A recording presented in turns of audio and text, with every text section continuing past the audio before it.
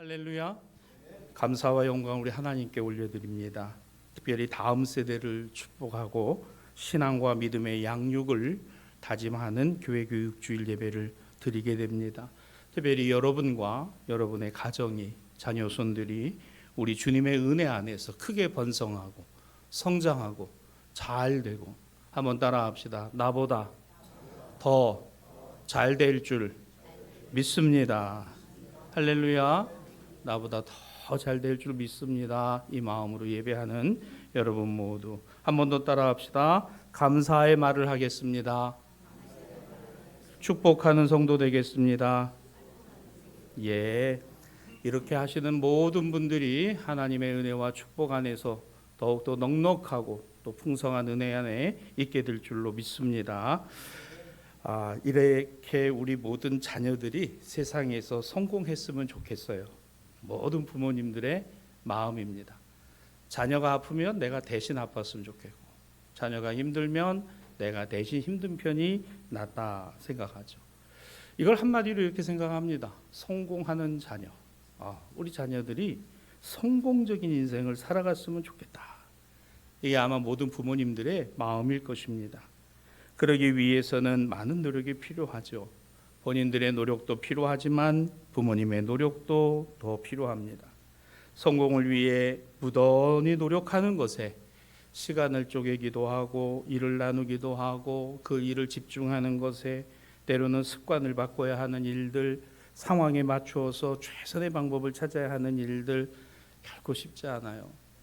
요즘 아이들을 봐도 그렇습니다. 아이들도 그냥 학교 미취학하기 전에도 어린이집도 갔다 와야 되고, 또 유치원도 가야 되고, 또 초등학교 들어가면 선행학습도 해야 되고, 그래서 우리 주일학교 아이들 얼굴을 보면 인생의 그늘이 가득한.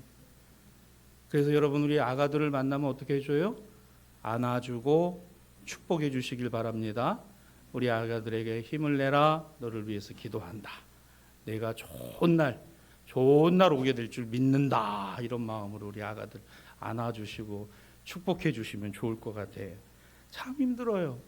무엇을 위해서 그렇게 살아갈까? 성공이라는 이 말 한마디에 모든 것을 다 귀결하고 살아갈 수밖에 없는 우리의 삶의 모습입니다. 저는 오늘 본문을 통해서 여러분하고 이 성공에 관한 이야기를 좀 해보려고 합니다. 특별히 우리 자녀들이 세상에서 성공하는 성공적인 인생을 살아가기를 우리가 원하잖아요. 그래서 우리는 이렇게 기도해요. 성공적인 인생을 살아가는 자녀가 되게 해달라고. 하나님을 끝까지 붙들고 살아가는 자녀 되게 해달라고. 나보다도 더 나은 인생을 사는 자녀가 되게 해달라고. 특별히 오늘은 교단이 정한 교회 교육주일입니다. 이제 각 교회들마다 여름 행사 수련회 캠프를 진행하기 전에 오늘 이 같은 기도와 간구를 담아 예배하는 주일이기도 한 것이죠. 자, 그럼 우리 말씀을 한번 보도록 합시다. 먼저 신약 복음서의 본문인데요. 이 마가복음 6장에는 세례 요한과 헤롯과 세례 요한의 삶이 극명하게 대비되어 있다는 것을 우리가 보게 됩니다. 헤롯이 누굽니까? 갈릴리와 베레와 지방을 다스리던 분봉왕이었습니다. 온전히 영토를 다 다스린 것도 아니고 갈릴리와 베레아 지역만 다스렸던 헤롯. 그에게는 동생이 있었습니다. 빌립이라는 동생이죠. 그 아내 헤로디아를 취하였는데 세간의 여론이 좋지 않았어요. 온갖 비난이 일어났습니다. 야, 어떻게 저럴 수 있냐? 어떻게 저런 사람이 왕이 될 수 있느냐? 저러고 어떻게 동생의 아내를 그렇게 취할 수 있느냐라는 이와 같은 흉흉한 이야기들이 갈릴리와 베레아와 온 유대에 가득하게 된 것이죠. 그때 요단강가에 누가 있었어요? 세례 요한이 있었습니다. 세례 요한은 정치평론가가 아니었어요. 그러나 정치의 흐름을 알고 있었고 그 시대를 읽고 있었습니다. 어떤 흐름일까? 회개하라, 하나님 나라가 가까이 왔다. 회개하라, 하나님 나라 가까이 왔다. 세례 요한은 그와 같은 가르침 속에서 헤롯의 이와 같은 행동을 강력하게 비난한 거예요. 비난하면서 그에게 말씀을 들으러 오는 많은 사람들에게 영향을 끼쳤습니다. 그렇게 되다 보니까 헤롯에게는 이 세례 요한이 눈의 가시였어요. 그래서 그를 옥에 가두게 됩니다. 그러던 중 이 헤롯의 생일이 되어서 축하연이 열리게 되는데 자신이 취한 동생의 아내 헤로디아의 딸이 이 잔치에 흥을 돋우기 위해 춤을 추는 자리에 나아가게 되는데 그 자리가 재미있어요. 이 마가복음 6장 21절을 보시면 그 잔치 자리에 있었던 사람들이 이런 사람들입니다. 천부장들과 대신들과 갈릴리의 귀족들이라고 했어요. 그 시대에서는 나름 성공하고 성공적인 인생을 살아가는 사람들입니다. 뭐 좀 한자리 하는 사람들이에요. 갈릴리의 귀족들, 천부장들, 병력을 이끄는 그러한 군사지휘관들, 대신들, 즉 왕의 측근과 참모들, 비서들, 이런 사람들이 그 주변에 가득했는 거죠. 여러분, 이런 사람들이 그와 같은 자리에 올라가기 위해서 얼마나 수고하고 노력을 했겠어요. 당시 세상에서 힘있고 잘 나가는 사람들, 바로 이 사람들입니다. 마가는 그것을 정확하게 기록해 놓고 있습니다. 사람들의 부러움을 받는 위치에 있었던 사람이에요. 근데 그들이 헤롯과 지금 하고 있는 일이 뭡니까? 그냥 여흥을 즐기기 위해서 딸을 데려다가 무의로 삼고 거기에 취해가지고 이상한 소리를 하는 거예요. 뭐라고 말합니까? 이 나라의 절반까지도 너에게 주겠다, 이렇게 얘기를 해요. 여러분, 그 춤이 얼마나 뇌세적이었으면 그걸 보고 취해가지고 이 헤롯과 주변에 있는 신하들이 이 나라의 절반이라도 너에게 주겠다라고 이야기를 합니다. 여러분, 한번 생각해 보세요. 한 여자아이의 이 같은 선정적인 춤에 나라의 절반까지라도 줄 수 있다는 말을 서슴없이 하고 있는 이 헤롯 말이에요. 그 주변에 있는 갈릴리와 베레아의 여러 귀족들이나 천부장이나 대신들이나 헤롯이여, 그렇게 하지 마시옵소서, 말이 안 되는 소리를 하고 있지 않습니까? 나라의 절반이라도 준다니요. 한 나라의 정책과 결정들이 어떤 특정한 사람에 의해서 결정이 되고 움직여지는 내용들을 바라볼 때 국민들은 참담한 거예요. 이게 정상적인 나라입니까? 이게 헤롯이 정상적인 임금이고 그 주변에 있는 소위 성공했다라고 하는 이 사람들이 정상적이냐? 여러분, 그렇게 보이세요? 그 사람들 눈에는 세례 요한이 비정상. 그 사람들 눈에는 갈릴리에서 또 다른 사람이 나타났으니 세례 요한이 산 게 아닐까? 나사렛 예수가 비정상이에요. 우리는 여기서 세상에서 성공한 인생을 살아간다는 게 과연 뭘까? 공부 열심히 해서, 좋은 부모 만나서, 좋은 환경에서, 그와 같은 길을 걸어가서 세상에서 남들이 우러러볼 만한 위치에, 재산에, 일가를 이루고 살아가는 것을 우리는 성공의 기준으로 삼을 수 있을까? 원하는 무엇이든지 가질 수 있고 얻을 수 있다라고 하는 이 같은 인식이 나라의 절반이라도 주겠다. 여러분, 이 나라가 자기 거예요? 이게 헤롯 겁니까?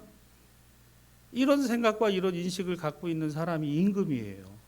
그 주변에 출세하고 성공했다는 사람들이 말 한마디도 하지 못하는 이게 정상적인 것일까? 한 걸음 뒤에 그 지하 감옥에 갇혀 있는 세례 요한을 생각해 봅니다. 그는 등장하지도 않아요. 감옥에 갇혔습니다. 어떻게 할 수 없어요. 그런데 보세요. 세례 요한은 등장하지 않지만 뭐만으로도, 그 이름만으로도 상당한 영향력을 갖고 있다는 거예요. 그의 이름만으로도. 얼마나 대단한 존재감이었을까. 마가복음 6장 24절로 25절에는 세례 요한의 머리를 자르게 되는 내용이 나옵니다. 여러분, 이 끔찍한 일을 아무렇지도 않게 행하고 있는 이 모습을 보세요. 그런데 이렇게까지 하지 않으면 내가 뭐 한 거예요? 불안한 거예요. 감옥에 가도 났어도 세례 요한이 살아있는 한 내 권력은 유지될 수 없는 거예요. 나를 그렇게 비난하고 나를 그렇게 뭐라고 했던 이 헤로디아의 모녀 입장에서 볼 때는 이거는 죽어 없어져야 될 사람인 거예요. 여러분 생각해 보십시오. 세례 요한이 아무런 영향력이 없었으면 뭐하러 감옥에 갔다 가뒀을까요? 뭐하러 그 목을 칠까요? 예수님이 아무런 영향력도 없으셨다면 뭐하러 그를 2번이나 불법적인 재판을 감행을 해서 그것도 예수님을 십자가에 갖다 못 박는 일을 왜 했을까요? 영향력이요. 그 영향력이 큰 거예요. 그 이름만으로도 영향력이 큰 거예요. 맞습니다. 예수의 이름은 능력의 이름이에요. 구원의 이름입니다. 예수의 이름은 우리 생명의 이름이고 우리를 살게 하는 이름입니다. 예수의 이름은 길이요 진리요 생명의 이름인 겁니다. 그래서 우리는 예수님의 이름으로 기도하는 거예요. 내 이름으로요? 천만에요. 여러분 착각하지 마세요. 여러분이 뭐 그렇게 대단하다고, 내가 뭐 그렇게 대단해서요, 뭐 권력을 좀 쥐었다고, 물질을 좀 가졌다고, 내가 뭐 어느 지위에 올라가 대단해서 내 이름으로. 아니에요. 여러분, 예수님의 이름이 능력의 이름, 구원의 이름, 생명의 이름, 진리의 이름. 오늘 그 이름이 바로 영향력이었던 겁니다. 옥에 가두고 묶어둔다고 해서 그 영향력이 줄어드나요?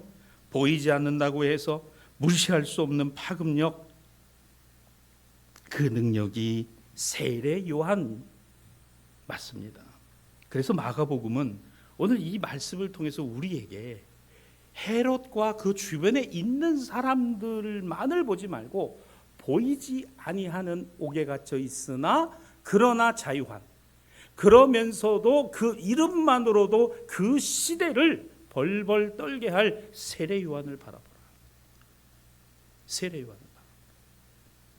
마가복음은 우리의 시선을 이렇게 바꾸는 겁니다. 당대에 성공한 사람들 틈에서 인간적으로 보면 얼마나 초라해요. 그지없이 별볼일 없는 세례 요한이 어쩌면 우리의 마음과 눈이 헤롯의 궁전과 부와 권력과 세상적 성공에 눈을 돌리라고 하는 것은 아닐까? 맞아요, 여러분. 이 헤롯의 그 아버지는요 대단한 건축광이었어요. 예루살렘 성전을 중축하는 것뿐만 아니라 가이사라 빌립보라고 하는 황제에게 바쳐진 계획도시를 짓기도 했고, 그 유적지를 여러분 가보면 지금도 그 돌 위에 돌만 남겨져 있어도 어마어마한 평수에 대리석을 중국에서 수입해 갔다가 깔아놓은 것이 가이사라 빌립보지. 제자들도 눈이 휘둥그레져. 예수님과 같이 걸어가시다가 빌립보 가이사라 즈음에 지나갈 때 이구야 대단하구나. 예수님이 제자들에게 사람들이 나를 누구라 하느냐, 실제로 너희들이 나를 누구라 하느냐의 질문이셨죠. 여러분, 우리는 그래요. 우리 마음이나 우리 눈은 우리의 보이는 것에 좋은 것과 그것이 맞다라고 생각하는 것에 훨씬 더 가까이 가 있습니다. 그게 나쁘다는 게 아니에요, 여러분. 한 가지는 기억합시다. 그게 다는 아니다. 그게 다는 아니다. 세상에서 소위 출세하고 성공해서 어떤 지위, 자리, 그와 같은 곳에 있게 되는 것 좋아요. 그러나 그게 다는 아니다. 그게 다는 아니다. 세례 요한이 억척스럽게 요단강에서 메시아 길을 준비하고 예수 그리스도를 예비하고 감옥에 갇혀 있으나 갇힌 자이나 매어 있지 아니하고 묶여 있으나 그는 자유한 사람이었다. 이게 하나님의 사람. 여러분, 이 헤롯이라는 이름은 세상의 힘이지만 세례 요한이라는 이름은 하나님의 능력인 거예요. 여러분, 우리가 성도라는 이름은 내가 붙인 이름이 아닙니다. 꼭 기억하시기 바랍니다. 성도라는 이름은 하나님이 나에게 주신 이름이에요. 그래서 능력인 겁니다. 성도로 살아가야 능력 있는 삶을 사는 거지, 나를 붙들고 살아가는 것은 능력이 아닌 거예요. 오늘 이 세례 요한은 세상에 굽히지 않았습니다. 하나님 나라에 오는 질서를 바라보고 있었어요.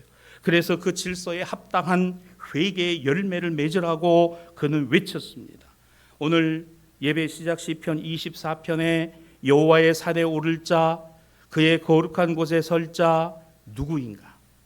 여호와의 산에 오르고 거룩한 곳에 설 자는 과연 누구인가? 저는 세례 요한입니다. 오늘 예수님 시대에는 세례 요한이었던 거예요. 그는 손이 깨끗하며 마음이 청결하며 뜻을 허탄한 데 두지 아니하며 거짓 맹세하지 아니한 정직한 하나님의 사람이었다. 여러분, 이렇게만 우리가 될 수 있어도, 이렇게만 살아갈 수 있어도 얼마나 좋을까요? 얼마나 좋을까? 해롭고 한귀퉁이의 어둠의 강호 안에 갇혀 있으나 오히려 하나님의 사람, 하나님의 이름을 붙든 사람으로 여자가 낳은 자 중에 가장 위대한 사람이라고 예수님의 칭찬을 받았던 세례 요한을 기억하는 저와 여러분이 되기를 바랍니다. 그러면 우리도 그럴 뿐만 아니라 누가? 우리 자녀들이 그 시대에 이런 세례 요한 같은 이런 자녀가 되면 얼마나 좋겠어요. 그래서 여러분과 함께 이렇게 기도하기를 원합니다. 첫째는 이거예요. 성공은 주님 안에 있음을 아는 자녀들이 되게 해주세요. 하나님 아버지, 우리 자녀와 우리 자손들이, 우리 교회 다음 세대들이 성공이라는 것이 누구 안에 있어요?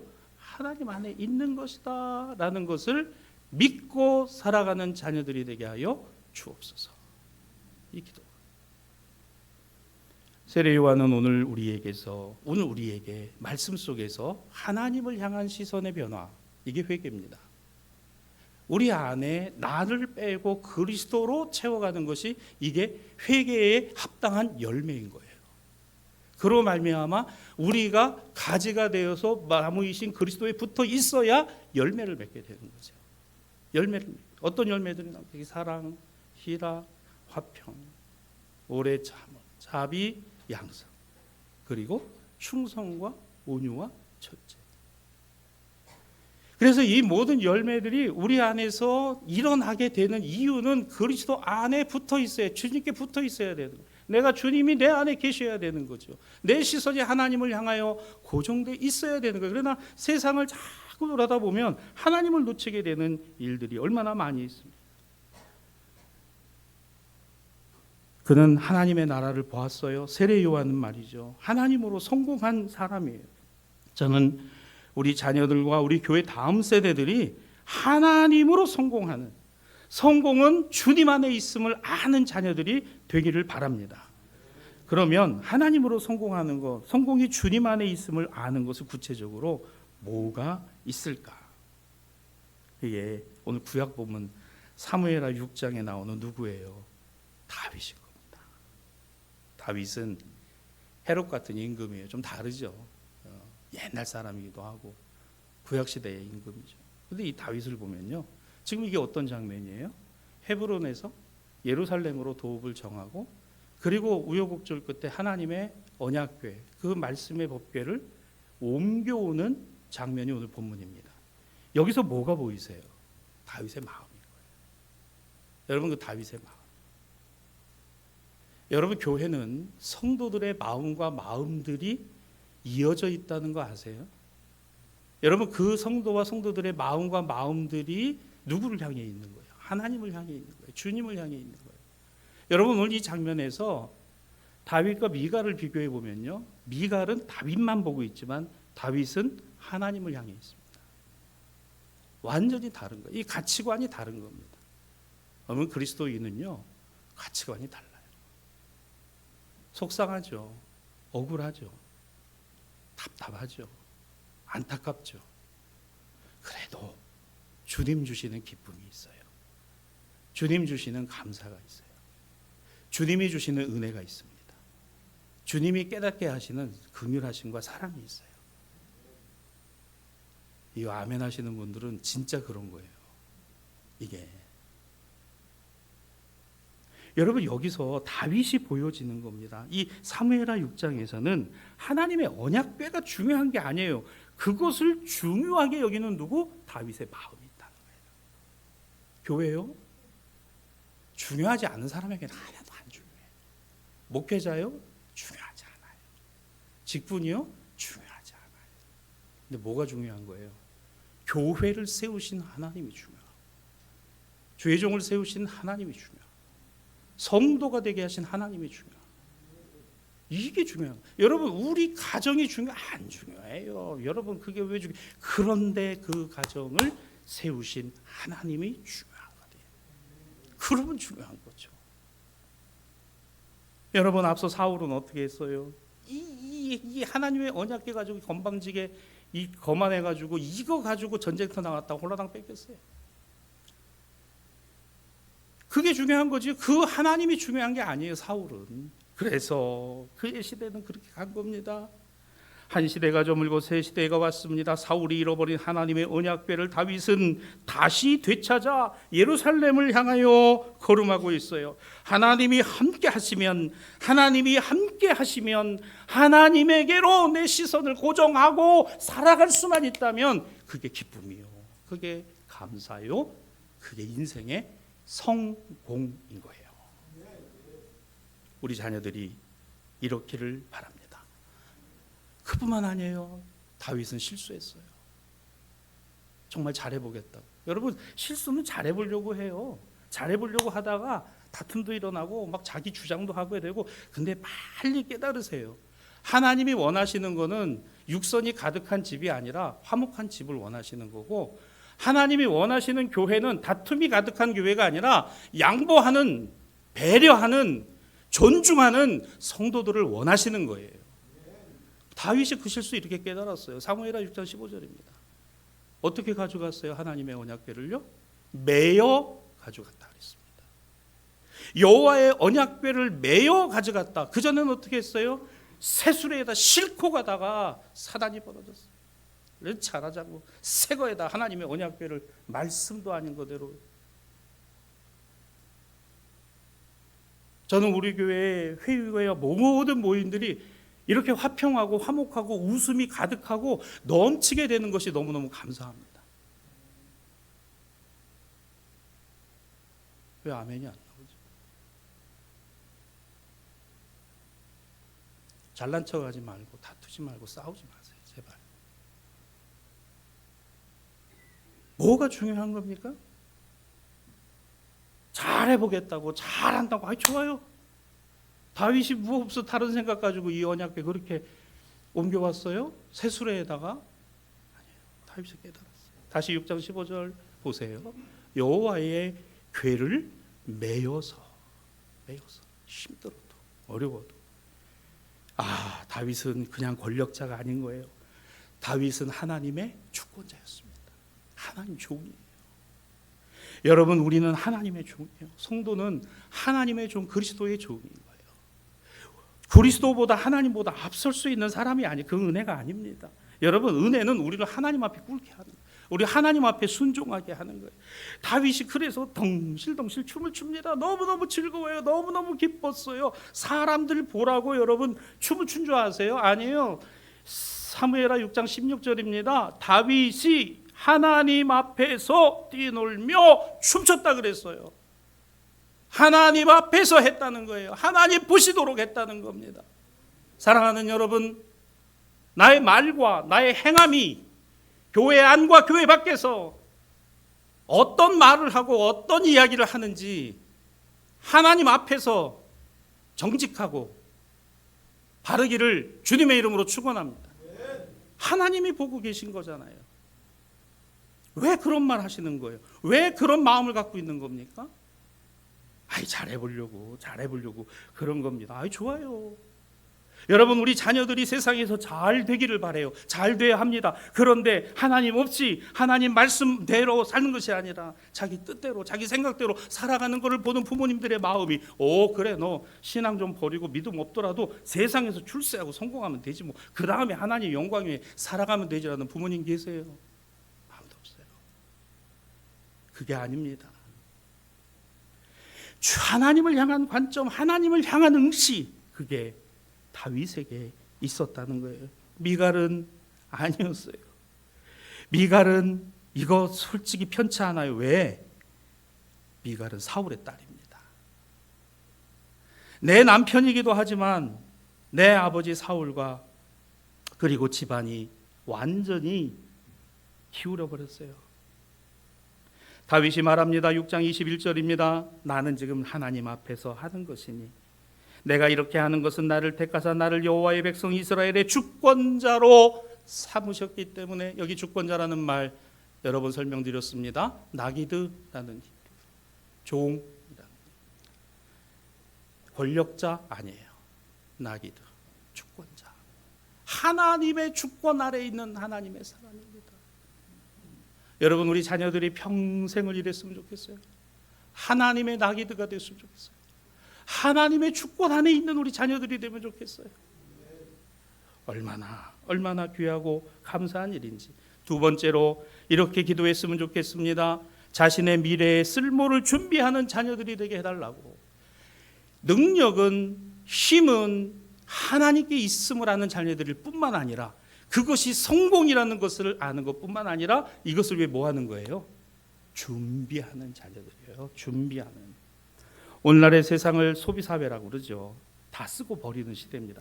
일회용품이 모든 것을 대체해버리는 이런 시대가 되었어요. 근데 이러다 보니까 얼마나 많은 폐기물들과 쓰레기들, 이 처리 문제가, 플라스틱은 아예 썩지도 않는다 그러잖아요.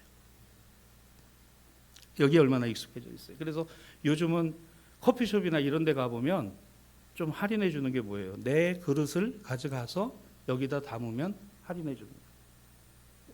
내가 가져가는 이 텀블러나 그릇은 뭐예요? 일회용이 아니라 지속 가능한 거예요. 계속 쓸 수 있는. 작은 아이 군대 데려다 주고 설명서를 거기서 받았는데 개인 휴대 물품 중에 텀블러가 있더라고요. 몰랐어요. 참, 저희 군대 때만 해도 35년 전만 해도 텀블러는 무슨 텀블러입니까? 그냥 가서 수돗물에도 먹고 마시고 그랬는데 지금은 개인 텀블러를 휴대할 수 있게 돼 있더라고요. 거기다가 자기 그 물을 해서 마실 수 있도록 그렇게 해놓은 거예요. 그래서 지금 이제 소포로 하나 보내줘야 될 것 같아요. 지속 가능한, 여러분 이 얘기 많이 들어보셨을 거예요. 일회용이 아니라 지속 가능한 것을 생각하는 시대예요. 그래서 영어로 ESG라고 합니다. 이게 환경, 사회, 조직과 구조. ESG 경영, ESG 정치, ESG 기업, ESG 교회. 작년에 우리 교단이 117년차 총회가 바로 이 ESG를 처음으로 우리 교단에 도입을 했는데, 이제 앞으로 이게 어떻게 들어갈는지는 모르겠어요. 저는 우리 앞으로 대사교회가 ESG를 바탕으로 해서 예배당, 구조, 모든 조직들이 바뀌어야 된다고 생각합니다. 이거를 준비하고 이거를 해 갈 겁니다. 그게 바로 미래를 준비하고 다음 세대를 준비하는 구체적인, 차영지의 가장 구체적인 것은 바로 ESG 교회입니다. 환경, 사회, 조직과 구조입니다. 여러분, 그래서 기업도 마찬가지예요. 이제는 기후변화와 변동성이 워낙 크기 때문에 여기에 대응할 수 있는 게 엄청나게 많은 투자를 요구하고 기업의 지배구조도 바뀌어야 됩니다. 바뀌지 않으면 안 돼요. 그래서 이 ESG를 가장 최우선으로 지금 놓고 있는 거예요. 교회는 어떻습니까? 우리의 신앙생활도 마찬가지예요. 그냥 일회용으로 신앙생활하는 경우들이 얼마나 많으냐는 거예요. 아니에요. 지속 가능한 신앙과 믿음. 우리 자녀들도 마찬가지입니다. 지속 가능한 신앙과 믿음을 가져야 된다는 거예요. 말씀을 보는 일과 기도하는 일, 예배드리는 일들, 그와 같은 일들이 삶의 자리에서도 끊임없이 되새겨지고 다시 새겨지는 것. 여러분, 그걸 누가 할까요? 그와 같은 ESG의 신앙과 믿음으로 지속 가능하게 신앙과 믿음의 생활을 하고 있구나라는 걸 누가 합니까? 내 주변 이웃들이 하는 거예요. 내 주변 사람들이 하는 거예요. 은혜의 옷을 입었다고 또 우리는 다 용인되는 건 아니라는 거 압니다. 다른 사람을 정죄하는 일이 신앙의 잣대로 되어서는 안 된다고 알고 있어요. 우리 자신을 돌아보는 일들, 은혜의 말과 행동을 놓치지 않고 살아가는 일들, 오늘 그 하나님의 은혜와 그 은총을 우리 주변 이웃들에게 나누어 주며 살아가야 되는 일들, 이것도 바로 지속 가능한 신앙과 믿음의 모습이라는 겁니다. 누가 알아요? 누가 이것을 체크합니까? 바로 여러분의 주변 사람들이 알고 체크한다. 은혜와 은사를 강조합니다. 그런데 더 중요한 게 있어요. 은혜와 은사의 내용이 중요한 게 아닙니다. 더 중요한 게 있어요. 뭐예요? 은혜와 은사를 주시는 분이 누구냐는 거예요. 우리 주님이시고 하나님이시다. 이거 잊어버리면 안 된다는 거예요. 나 된 것은 하나님의 은혜 때문이지 내가 무슨 수고하고 노력한 것으로 내가 된 것처럼. 끝으로 우리가 지속 가능한 신앙과 믿음으로 우리와 우리 자녀들이 이 같은 신앙과 믿음으로 앞으로 준비해야 될 것, 주님이 오늘 나에게 주고 계시는 기쁨과 감사를 놓치지 않게 하여 주옵소서. 우중에 예배드리게 된 거 감사합니다. 교회로 걸음하게 하신 거 감사합니다. 오늘 낚시 가자고 했는데 예배 먼저 드리게 하신 거 감사합니다. 오늘은 비가 와서 예배 안 오려고 했는데 오게 된 거 감사합니다. 그렇죠. 오늘 나에게 주고 계신 기쁨과 감사를 놓치지 마세요. 힘들지요, 덥지요, 어렵지요, 답답하지요, 칙칙하죠, 어둠이지요, 감옥 같지요, 묶여 있지요, 그런 것 같죠. 그런데 성도라는 이름은 세상이 두려워 떠는 이름이고, 예수 그리스도라는 그 이름은 능력의 이름이고, 그 이름을 붙들고 살아가는 자녀 되게 하여 주옵소서. 오늘 그 능력이 하나님께 있음을 알게 하여 주옵소서. 이 신앙과 믿음을 지속 가능한 것으로 만들어가는 우리 자녀들이 되게 하여 주옵소서. 오늘 대사교회가 앞으로 가야 될 방향이 여기에 있어요. 우리가 우리의 삶의 주변의 환경들과 우리 주변의 지역과 이 사회, 그리고 우리가 해야 될 그와 같은 조직들, 어떤 것이 되어야 할까? 우리 젊은 세대들이 앞으로 여기에 마음을 담고 여러분들이 많은 그와 같은 이야기들을 통해서 우리 교회를 그렇게 만들어 갈 수 있어야 되는 겁니다. 이를 위해서 우리 신앙의 선세대들께 부탁을 드립니다. 좀 양보해 주시고, 좀 배려해 주시고, 좀 격려해 주세요. 이제 저들이 우리 교회를 새로운 지속 가능한 복음의 공동체로, 복음적인 교회, 선교적인 교회, 사회적인 교회로 만들어 가야 된다는 거예요. 우리 자녀들이, 여러분의 자녀들이, 여러분의 후손 세대들이 꼭 여기 있게 되기를 주님의 이름으로 축복합니다. 그게 오늘 우리의 기도가 되어야 하는 거죠. 사랑하는 성도 여러분, 오늘 에베소서 본문은 그러므로 우리에게 이렇게 말합니다. 그 기쁘신 뜻대로 우리를 예정하사 예수 그리스도로 말미암아 자기의 아들들이 되게 하셨으니 그의 은혜의 영광을 찬송하게 합시다. 하나님의 자녀들이 되게 하셨으니 찬송하는. 여러분, 내가 세상 떠난 다음에 내 자리가 비어 있으면 안 되잖아요. 누군가 이 자리를, 내 아들과 딸들, 우리 자녀와 후손들. 오늘 시편 말씀처럼 시편 24편 5절로 6절입니다. 그와 같은 사람은 여호와께 복을 받고 구원의 하나님께 의를 얻으리니 이는 여호와를 찾는 족속이요 야곱의 하나님의 얼굴을 구하는 자로다. 이와 같은 자녀가 되기를 주님의 이름으로 축복합니다. 그게 오늘 나의 기도가 되고 여러분의 기도가 되었으면 좋겠어요. 말씀을 마무리합니다. 이런 자녀 되게 하소서. 성경은 오늘 우리에게 무엇을 위한 성공, 어떤 성공이냐고 되묻고 있어요. 영어 단어의 성공이라고 하는 이 success라는 단어는 라틴어에서 온 단어입니다. 그 뜻은 이거예요. 뭐뭐뭐 다음에 생기는 결과. 뭐뭐뭐 다음에 생기는 결과. 그래서 우리는 흔히 성공을 내가 노력한 다음에 오는 결실, 이렇게 이해를 합니다. 그러나 신앙적 성공은 뭐뭐뭐 다음이 바로 이거예요.